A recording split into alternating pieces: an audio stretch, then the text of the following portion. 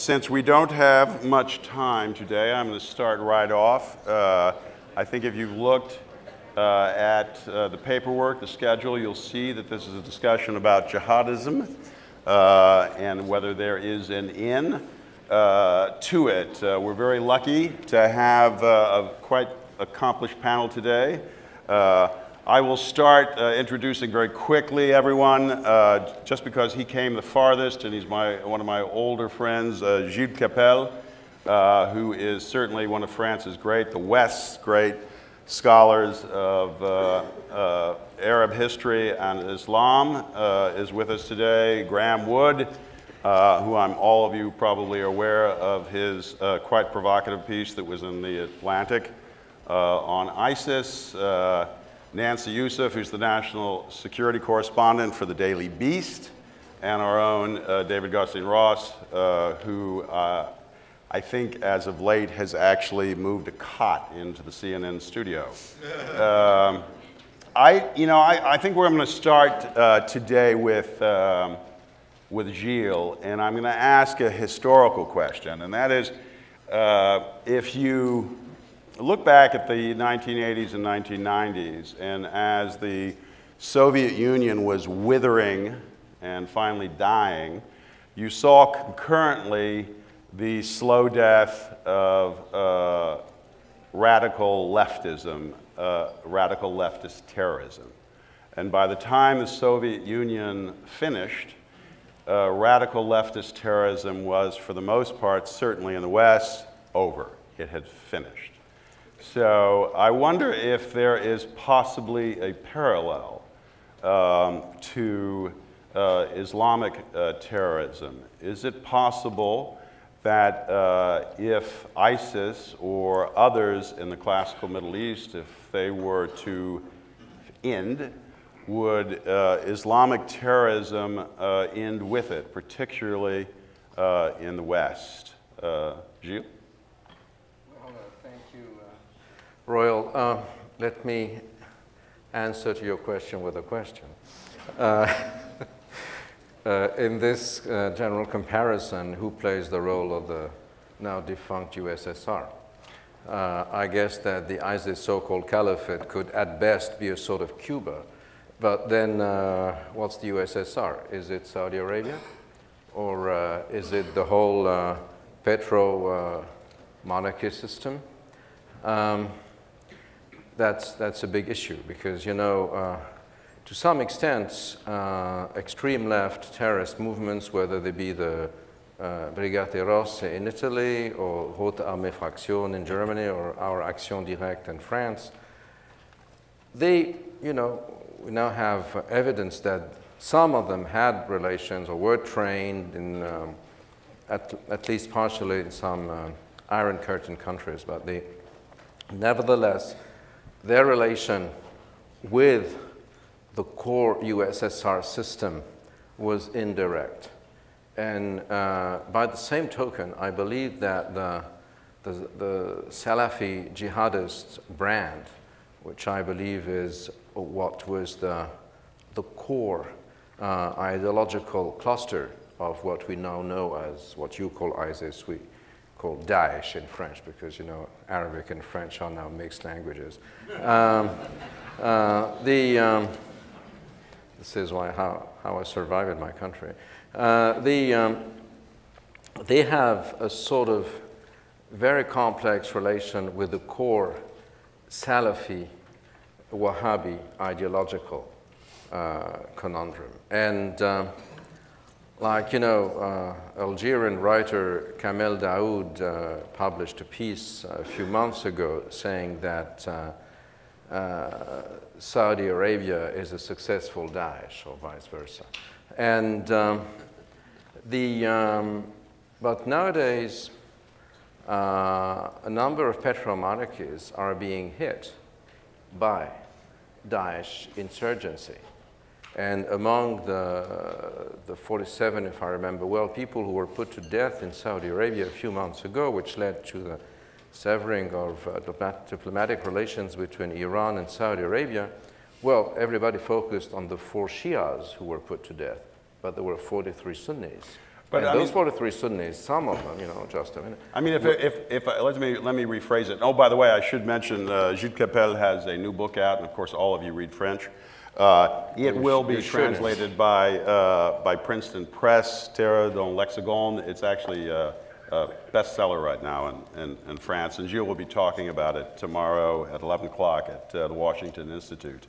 Well, let me rephrase that. I mean, there is a debate, and you are in the midst of that debate in France and in Europe on the issue of whether you're looking at the radicalization of Islam or the Islamization of radicalism. And Olivier Roy, whom we both know and love,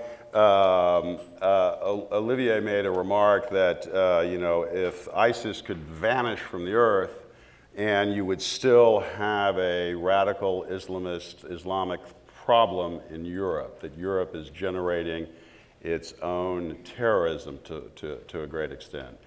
Would you agree with that? And if not, why not? Well, no, this is a rhetorical question because everybody knows that we have a big controversy. Well, what he thinks, and he should express it himself, of course, is that between the red brigades of yesterday and the green brigades of today, as we say in colloquial Moroccan French, it's kif kif. It's just the same. And it's all about nihilism. And this is, you know, the frustrations of the youth and of marginalized groups and so on and so forth that used a sort of red language yesterday, use a green language today. And there is not much to see. You know, the same model can be used to decipher what is happening today and what happened yesterday in the days of the Soviet Union and China and so on and so forth, which I do not believe. There are similarities, of course, but comparison is not reason, as we say in frog speech. And I believe that there's a major difference, which is the central place of Salafism as an ideology that creates a clear break with the values you care for, that is to say, the defense of democracy, with whatever you mean by the defense of democracy. We may not share exactly this idea, but the, you know, no democracy because this is kufr, this is impiety or misbelief. No freedom because this is kufr. No equality between genders, this is kufr, and so on and so forth. And this is something which creates an enormous difference. There's a cultural battle at stake. And all Salafists are not violent, and you know, people who are pushed by petromonarchies are not going to kill people who buy oil from petromonarchies. But if not all Salafists are jihadists, definitely all jihadists are Salafists. They come from this culture, this is their basic. And if we do not understand the nature of the Salafist challenge, which is a major cultural challenge, we understand nothing, you know. And this is what is at stake between the one you call Oli Roy on this side of the Atlantic and my humble self. I mean, I think that, I mean, we'll come back to it, but I mean, I think that would strongly suggest that those who want to, for example, ally themselves to Saudi Arabia, perhaps should think twice or three times about doing that. Graeme, I think connected to that, it would be good for you to actually talk about the reaction that you had to your piece on ISIS, because I think in that reaction we can see sort of the strong differing opinions on how we should deal with this problem. So why don't you tell us, after you wrote that piece, how others responded to it? Well, the piece went viral, and that creates a completely unmanageable reaction for any person who's the victim of the virus. But it might be helpful to describe it, sort of where the piece came from, which dovetails nicely with what Gilles just said. I had been looking at ISIS for a bit and had been finding a lot of the explanations for ISIS that had been floated inadequate. So some of the cliches about origins of terrorism in poverty, or in Ba'athist revanchism, or even in the hypothesis that ISIS represented a kind of continuous growth from a familiar strain of Al-Qaeda. So from there, it was just a matter of doing what journalists do, trying to find people who could speak as supporters of ISIS with some knowledge of the group, with personal knowledge of the group, and talk to them. That's what I did. That resulted in a piece that had, I think, a strong reaction because there was enough general awareness in the ether among readers that these previous explanations that had that especially discounting religious aspects of the group and ideological aspects of the group were inadequate. So at that point, we had all seen images of the beheadings, but I think a lot of people had even seen clips of some of the more perplexing aspects of ISIS propaganda. There was one image of a Peruvian convert on the border between Syria and Iraq speaking to the camera in English about the abolition of the Sykes-Picot border. This is not something that is easily explained by poverty or even by again, some continuity between previous incarnations of Al-Qaeda. So I think that there was this understanding that there was a part of the explanation that was not being mentioned. And yet, because of the mass nature of the movement and the availability of the propaganda, there was an awareness that it was out there. And so the piece, I think, had a strong reaction in part because it was feeding that awareness of a gap. Now, the types of reaction were manifold. There were some who I think took it to be pushing a single explanation from a religious standpoint, which it was not attempting to do, but there's a wave of popularity for the piece because of that. And there was a strong reaction from many quarters within government and especially within academia that were very resistant to the idea that religion had anything to do with this at all, which is it's a completely untenable belief if you look at what ISIS churns out in its propaganda, or if you spend anything more than about 90 seconds with someone who's a supporter of the group.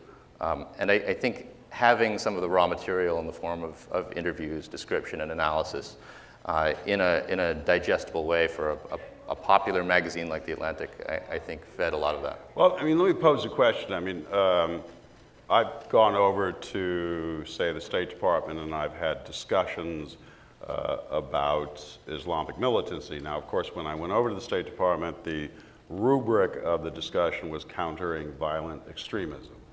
All right, so we didn't mention Islam in the handout.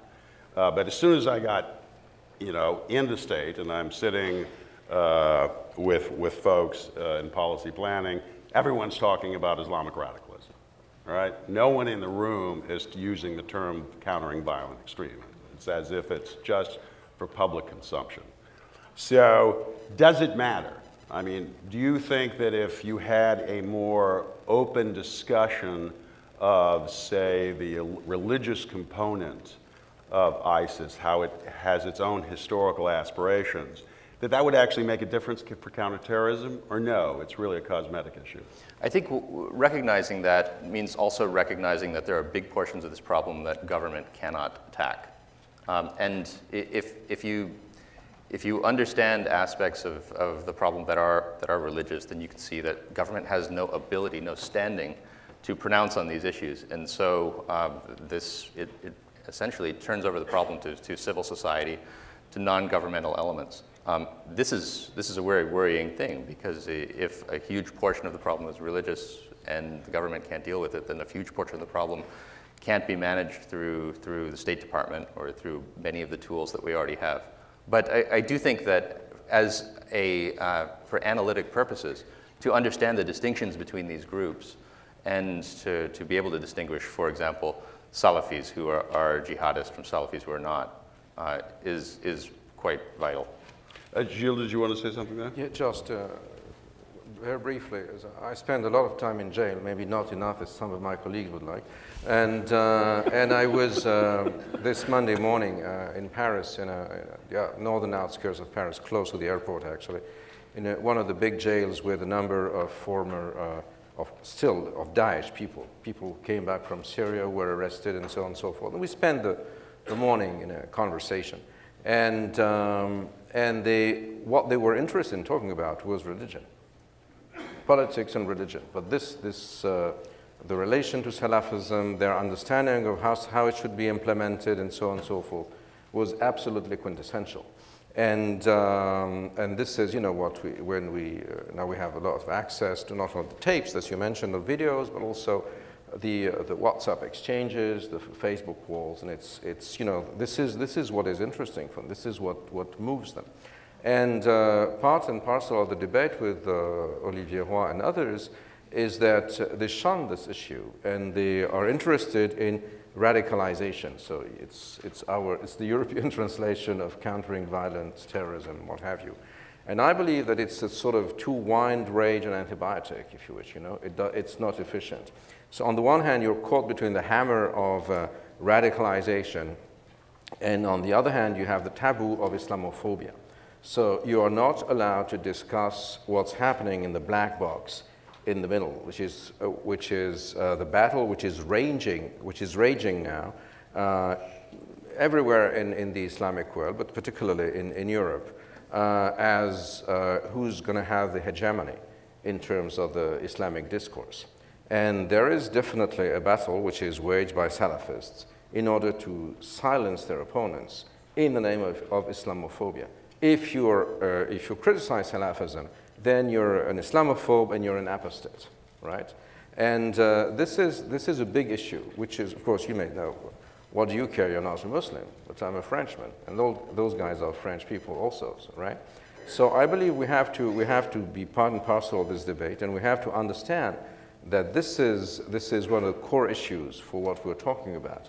If we just say that it's none of our business, I think we miss the whole point, and this is again part of the controversy that you. Well, I mean, David, you've written a lot about analytical myopia in the American government. Why don't you tell us a little bit on how you think we don't see things?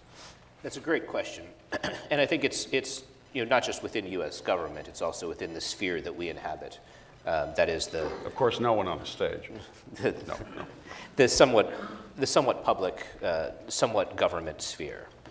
I think that one thing I've written about a lot is the initial misreadings that we had of the Arab Spring, and this is something that Michael Morrell, who was twice the acting director of the CIA, writes about in his most recent book, where he talks about how their initial diagnosis was that the Arab Spring, these revolutionary events, were devastating to the jihadist movement because it shattered their narrative.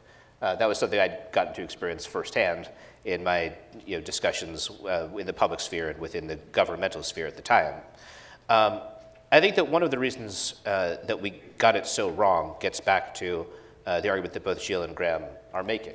I remember prior to these revolutionary events how many times I would read academic articles and they would talk about Salafism and very clearly define three types of Salafism, and they would clearly state that the predominant form of Salafism was quietist Salafism, which I think actually was not inaccurate, but it assumed that it was quietist, that is, wasn't trying to influence government at the time for genuine philosophical ingrained reasons, as opposed to lack of opportunity.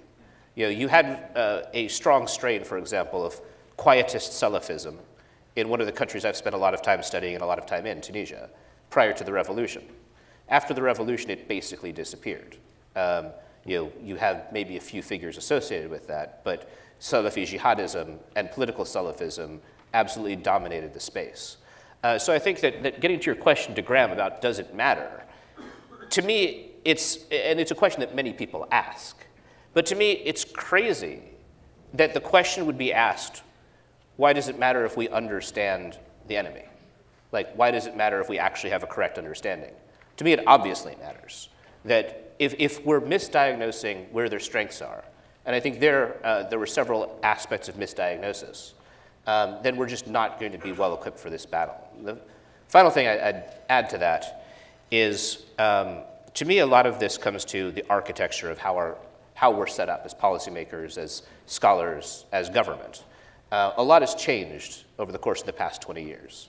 I think that I often analogize what we see in the political organizing sphere with violent non-state actors to the competition in the economic sphere between startup industries and legacy industries. And one area where startups have a decisive advantage is they have internal organizational structures that are meant for the problem that they're trying to tackle and for the adversaries they're up against. Often we, those who care about government's prosperity, don't have the right architecture to get done what needs to get done. I might add on that just a little personal historical note that in the late 1980s, I went to go see the little shop inside of the Directorate of Intelligence in the Central Intelligence Agency that officially was labeled Islam and God. That's no joke. And there were two folks in that shop, all right? That was it. And I can say that in all the cables that I read, both CIA cables and State Department telegrams, the number of times where you would actually have a religious discussion, I could probably count on my hands and my toes. It's just something the US government congenitally does not do.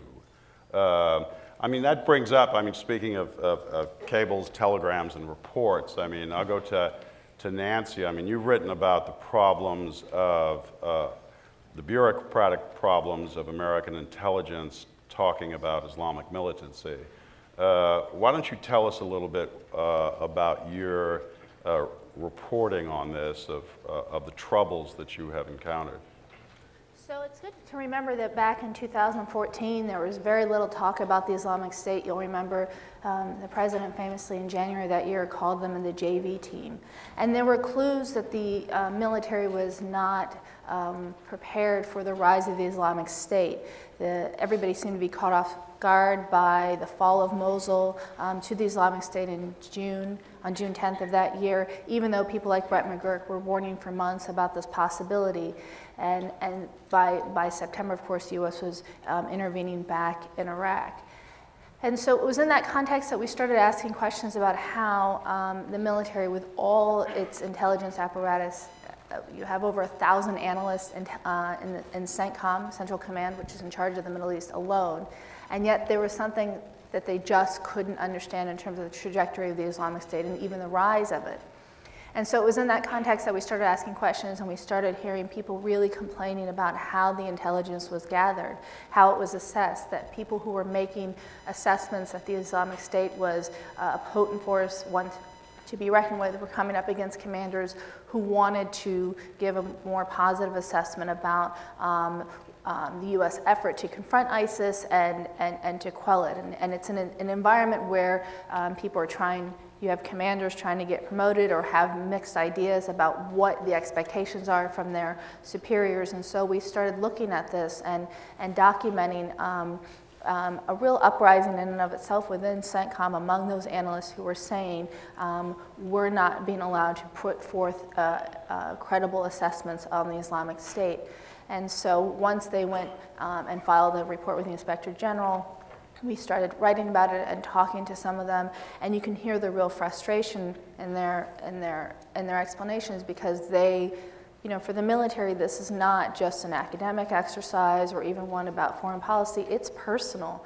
These are guys, many of them who were part of the first Iraq war, well, I guess second in 2007, many of them who've lost comrades there, many of them who were part of the intelligence in the run-up to the invasion of 2003 and bear a real scar from how intelligence was assessed at that time. And so we've been really tracking how the military assesses the Islamic State threat and how that information is allowed to be communicated. And it's fascinating how just a few people can be the difference between a right assessment and a wrong one because of all the military channels that happen. It's not just an analysis and it goes through. There's a whole machine that sort of massages and takes hold of that intelligence. And it really gives you an insight about why, with all the resources that the United States has, it can miss things like the Islamic State taking the second biggest city in Iraq.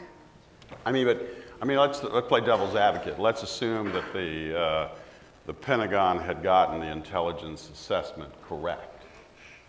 So what? Well, but how do you think that actually would have changed? Would that have changed policy, or no? It just would have meant they gotten the analysis correct. Well, just as Defeat said, at least we'd be starting from the right foundation. I mean, the idea that after 13 years of war that these questions haven't been answered, it doesn't portend well for future conflicts. Remember that with each jihadist movement we see, it's more complicated and more nuanced, and the idea that the U.S. is getting worse at sort of managing the intelligence that it gathers is a very dangerous sign. And I would argue that sort of misinformation or the inability to talk about it properly is something that's continued to haunt the U.S. approach towards the Islamic State. When you look at how we talk about war, the language is critical, and our understanding of it is critical. I mean, do you think that problem also exists in the press? Well, yeah, I mean, I think because the information war has become as important, if not more important than war. This is a war where there were no boots on the ground originally. When there then were boots on the ground, there were no combat boots on the ground. When a U.S. service member was killed, it was that he didn't die in combat. And now, we're now back offensively in Iraq, and we have never discussed it publicly or acknowledged it. You have U.S. forces that are using artillery and helping the Iraqis charge towards Mosul, and we've never had that, we've never acknowledged it publicly. And so, yeah, the press part of it is important because everybody wants to pretend that these wars are over or that we're not in them, even as U.S. service members are dying and are doing offensive operations. So I think the language is critical, and I think it's really made it difficult for the American public to understand what's being asked of its military, and the fact that despite all the pronouncements that the war is over, that the U.S. is not leading the fight, that the U.S. is not back in Iraq, it is very much back in, and will be a key part in any push to reclaim Mosul from the Islamic State. All right, Gilles, I mean, that brings up, and would you then say that that inevitably a part of countering Islamic militancy, jihadism, with the Islamic State or Al-Qaeda, you are going to have to use military power in the Middle East? That is there a way that you conceive of this burning out without the injection of Western military forces in the Middle East? Or do you think that proposition in and of itself is counterproductive, and you should, as some argue now, pull back completely and thus let this run rampant until it burns out? Well, the rhetorics of the militants of the ISIS or Daesh militants in the West says that, you know, the justification for attacks in France or Europe or elsewhere is because the West is bombarding, is bombing, Mosul or Raqqa and everything, and they kill innocent victims and so on and so forth. But this is only rhetorics, because the very jihadist nature of ISIS and what I call third-generation jihadism in the book, i.e., you know, after the writings of Abu Mus'ab al-Suri were put online in 2005, it was very clear if you just read, and you know, and the CIA translated all that into English, had it translated a few months after it was put online in Arabic, that Europe was now the soft underbelly of the West. You know, after the sort of first generation from 79 to 97, from jihad in Afghanistan to Algeria, the aim was, the target was the nearby enemy, al-adu al-qarib. It failed. Then bin Laden and mostly Zawahiri shifted the issue towards the faraway enemy, al-adu al-ba'id, which led to 9/11. It failed also, and the big issue is mobilization. You know, the political economy of Salafi jihadism is that on the one hand, you have to terrorize the enemy, to inflict maximum casualties, to demoralize it, and in the same time, you have to mobilize the masses. I mean, to go back to your previous left-wing comparison, you know, you have to go from the stage of the vanguard, of the Islamist vanguard, to the mobilization of the masses. And both failed, you know. And it's a sort of Hegelian dialectics, if you want. The affirmation phase was first generation, Afghanistan to Algeria. Then the negation phase was Bin Laden and Al-Qaeda. And then we have a sort of Aufhebung of negation phase now. Europe is neither the nearby enemy nor the faraway enemy. No one cares if Arabs kill Arabs. But on the other hand, America is too far away and too powerful. And then Europe is the right dimension. It's right in the middle. You have millions of Europeans from right. Well, I mean, let's take the European approach. I mean, it had been, I think, a general view in Europe, you know, with exceptions here and there, but a general view was that they could handle the internal counterterrorist threat through using security forces and domestic intelligence services. That they could essentially keep this under control using police operations, and that military actions in the Middle East were unnecessary, if not counterproductive. Do you think that's a correct assessment, or that needs to be revised? Well, it has changed because, you know, as far as France is concerned, for instance, for 16 years, and we're the biggest Muslim country in Europe, right? For 16 years, between 1995, when Khalid Kalkal was killed, and it was when the Algerian jihad overflew in France, to the Merah affair, the killings in Toulouse and Montauban in 2012, that is to say for 16 years approximately, we had not a single jihadist terrorist attack on French territory, because the intelligence services had broken the code, the software of the Al-Qaeda system. You know, they had intercepted communication, they knew which mosque, they knew, and they arrested everyone before they would go to action. But I think they completely missed, the French and all the others, the cultural revolution of the 2005 revolution of Abu Mus'ab al-Suri's call to global Islamic resistance.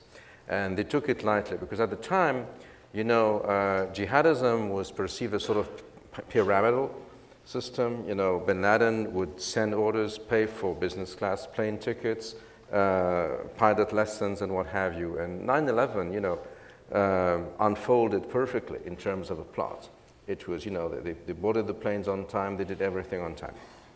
Now, with the new generation, you know, there's a sort of roadmap which is defined at the supreme level of what, if there is one of the, and the IC's leadership, but the implementation is to a large extent left into the hands of the guys who do it on the ground. And the Brussels and Paris attacks, for instance, were not very well implemented. The fact, you know, they killed a lot of people, but politically they failed to mobilize the Muslim masses they wanted to mobilize. And particularly in November in Paris, they killed a lot of their co-religionists. And, you know, in jail, for instance, many Muslim inmates told me, well, you know, when we watched TV on the 13th of November, who are those guys? I mean, they are trying to detonate themselves in the Stadium of France, where my brother was there, my cousins were there, my neighborhood friends were there. And this has engineered very strong resentments against those guys, against the jihadists, in would-be sympathizers groups. And this is the big difference. Now, to go back to your core question, the more ISIS suffers, or the Caliphate territory, if you want to call it that, suffers casualties, the less it would be able to develop this sort of mobilizing myth of ISIS. If you see their videos from mobilization, for instance, they depict life under the caliphate as a foretaste to paradise. You know, it's Sharia is implemented and everything is great, and you know, and we have testimonies, you know, on videos, who you know, people being filmed in the Raqqa and say, look at that, isn't that paradise on earth and everything. It's not the case anymore. You know, it's this imagery is broken. It's broken because it is now it is confronted to reality, which was not the case before, and everybody knows. And another thing, and I will end with that, is that, you know, the image of the lions of the caliphate, you know, who fought in the West were, you know, idealized, and Mohammed Merah, for instance, in Toulouse, is perceived as someone who fought against the whole French police for a day and everything. He died as a martyr, he goes to paradise, and so on and so forth. Well, it's not the case for Salah Abdeslam, you know, who was a chicken. You know, he ducked and he went away, and he was caught, and now he's ready to be a collaborator of the police. And the same was true with Mohamed Abrini, who was caught this weekend in Belgium. And this is, I think, if we are not defeating, of course, the jihadists as of now, it would be a statement that would not be right. But, you know, as opposed to what happened only a year ago, we're starting to understand how it works and what are the fault lines, and I think it is, to go back to what you asked, if you pull back from attacks on the caliphate, it will not have much of a consequence in terms of their rhetorics, because they will find another pretext. This is not the issue. I mean, Graeme, you had mentioned the limitations of government action. Why don't you explain a little bit more of that? I mean, and imagine every journalist's dream, you actually get to have plenipotentiary authority, and you get to have done whatever you want done. I mean, how would you adjust what we're doing, or would you? I mean, do you think that the approach that we're essentially taking now, more or less, weaknesses aside, makes sense, or no, it doesn't really make sense? First of all, I have to correct you on what you think the journalist's dream is. So, many of us become journalists so we don't have the responsibility of any kind of plenipotentiary authority. But, so I would echo something that Gilles just said. When I communicate with people who have direct links to Syria, the way that they see the situation now is very different from what it was a year ago. And that is because of action that has been taken mostly from a military side to destroy the dreams, of the caliphate, to make life that once could, plausibly or not, be depicted as paradise, cease to be so. And they say, once upon a time, they were idealistic. Now they're confused, they're depressed, and they want to die. That's a good development, and that's a development that is through, as I say, through government action, through military force. Now, that does not, however, deal with what I consider the kind of long-term background issue, which is that this remains a mass movement. It remains a movement that mobilizes people through utopian thinking, through religious thinking, that the government, no branch of government will be able to eradicate or to convince people out of, except through this kind of slow falsification, through destruction in that military sense. Now, that means that it's something that will exist for quite some time, just as it has already for quite some time. And I think the efforts, as you mentioned, with CVE and so forth, that's a sign of really the impotence of efforts to eradicate that root problem. I think, folks, unfortunately, I'm going to have to wrap this up. We have insufficient time for this panel. So I am going to draw this to a close, and I just want to thank all the folks on this panel for a fine discussion.